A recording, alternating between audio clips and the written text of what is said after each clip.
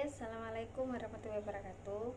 Dalam video kali ini Bu Naya akan memberikan materi pembelajaran mengenai rangkuman dari bab 1, bab 2, bab 3 dan bab 4. Bab 1 di sini ada hal mengenai observasi, yang pada bab 2 ini terdapat eksposisi, dan yang ketiga ini merangkum anekdot, dan yang keempat masuk pada cerita rakyat. Untuk video selanjutnya akan dijelaskan keseluruhan, silakan kalian amati, kalian catat dan didengarkan baik-baik. Dan untuk kalian yang sudah mengamati video dari Bu Naya, silahkan kalian komen, beri nama lengkap dan kemudian beri kelas masing-masing, nama kelas masing-masing ya. Oke, lanjut. Video ini berisi rangkuman materi mata pelajaran Bahasa Indonesia untuk siswa kelas 10, SMA, MA, SMK, dan MAK.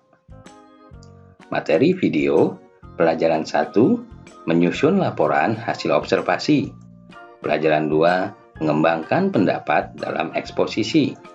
Pelajaran 3 menyampaikan ide melalui anekdot.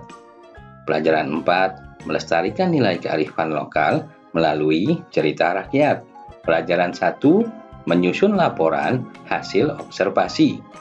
Teks laporan hasil observasi disusun dengan struktur A.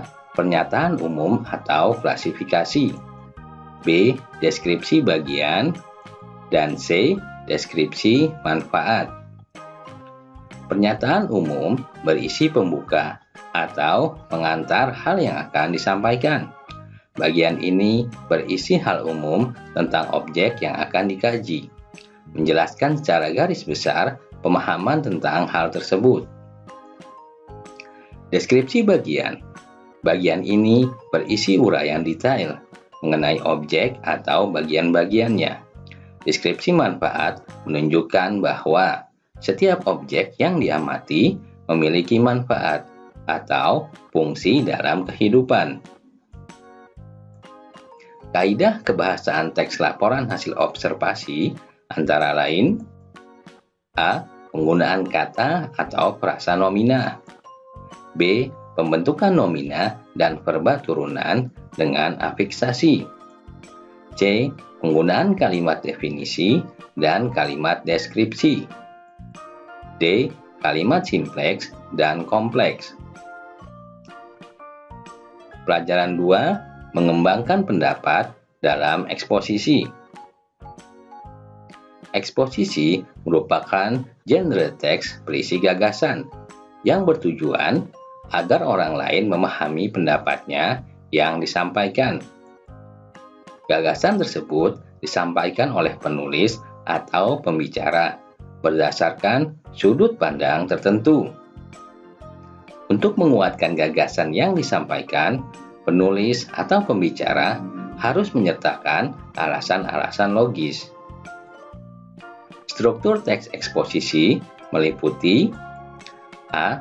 Tesis atau pernyataan pendapat, B. Argumentasi, dan C. Penegasan ulang. Tesis atau pernyataan pendapat adalah bagian pembuka dalam teks eksposisi.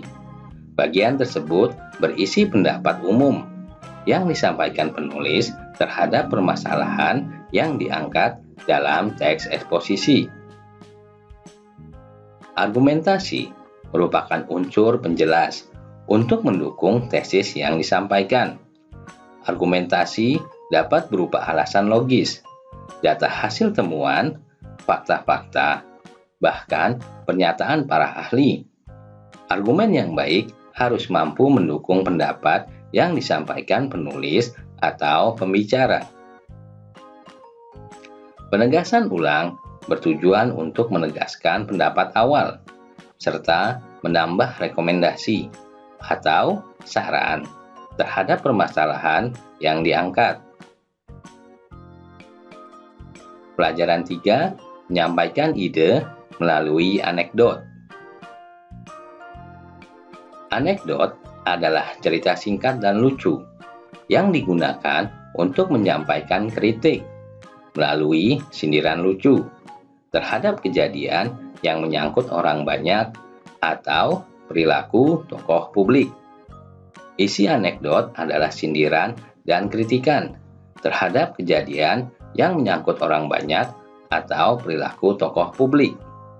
Fungsi komunikasi teks anekdot adalah untuk menyampaikan kritik terhadap kejadian yang menyangkut orang banyak atau perilaku tokoh publik. Struktur teks anekdot adalah abstraksi, orientasi, krisis, reaksi, dan koda. Ciri kebahasaan teks anekdot adalah A. Menggunakan kalimat yang menyatakan masa lalu. B. Menggunakan kalimat retoris. C. Menggunakan konjungsi yang menyatakan hubungan waktu dan konjungsi yang menyatakan hubungan sebab akibat. D. Menggunakan kata kerja aksi. Dan E. Menggunakan kalimat seru. Pelajaran 4. Melestarikan nilai kearifan lokal melalui cerita rakyat. Hikayat adalah salah satu jenis cerita rakyat yang disajikan dengan menggunakan bahasa Melayu klasik. Karakteristik hikayat antara lain: A. Merupakan kisah kemustahilan. B. Tokoh-tokohnya mempunyai kesaktian.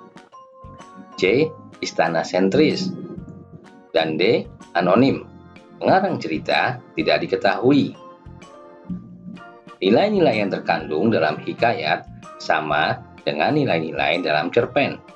Sebagian di antara nilai dalam hikayat yang masih sesuai dengan nilai kehidupan masa kini. Dari segi bahasa, hikayat mempunyai kekhasan, yaitu menggunakan bahasa Melayu klasik yang ditandai dengan penggunaan banyak kata penghubung dan kata-kata arkais. Persamaan hikayat dan cerpen antara lain dapat dilihat dari penggunaan gaya bahasa dan pengembangan alur. Demikianlah rangkuman materi pelajaran Bahasa Indonesia untuk siswa kelas 10. Sampai jumpa di video lainnya. Jangan lupa untuk klik like, subscribe, dan tekan loncengnya agar kalian mendapatkan pemberitahuan jika ada video terbaru dari kami.